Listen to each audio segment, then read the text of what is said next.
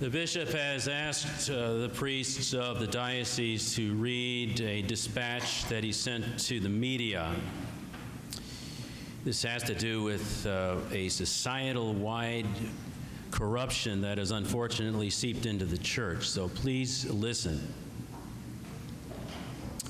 This week, as I read and watched the recent release of the Pennsylvania grand jury report on abuse by a number of church personnel, I am deeply mindful of the emotions our Catholic community is experiencing, for they represent my feelings as well.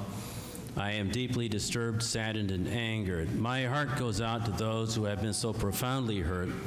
While I am well aware of all the good work that has been done locally and nationally to bring healing and justice for these horrific crimes of the past, it goes without saying that we have further work to be done, and I know that my brother bishops and I, as the Bishop of Cleveland, are committed to seeing this through. This report breaks down the foundation of trust across the greater Catholic community, and we all need to come together in prayer and action to build up this trust, which has been shaken once again by these recent events. I encourage everyone to read the statement issued on Thursday from Cardinal Daniel DiNardo, President of the United States Conference of Catholic Bishops, who has announced an urgent initiative to develop an action plan to strengthen protections against predators in the church and anyone who would conceal them. This initiative will include laity, experts, and the Vatican. This statement can be found on the Diocese of Cleveland's website. I reiterate the words of my brother bishops shared earlier this week. We are profoundly saddened each time we hear about the harm caused as a result of abuse at the hands of any church personnel.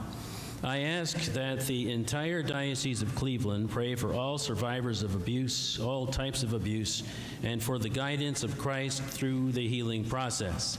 Together with our staff and organizations within the Diocese of Cleveland, we strive to ensure that all preventative measures are taken, that allegations of abuse are reported to the proper authorities.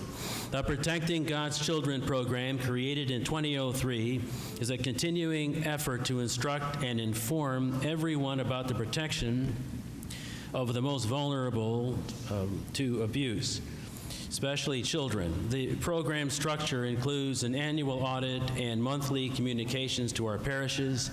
In addition, the diocese has requirements in training for staff and volunteers, mandatory background checks, as well as a review board that provides policy, procedure, and transparent communication in matters such as these.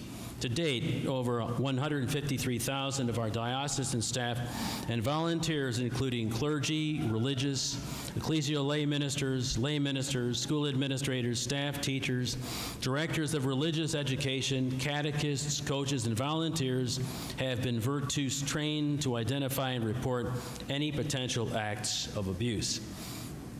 The Catholic Diocese of Cleveland is committed to protecting children and helping all to heal who have been hurt by abuse. Any person with information or just those seeking help can reach the diocesan confidential response line by phone.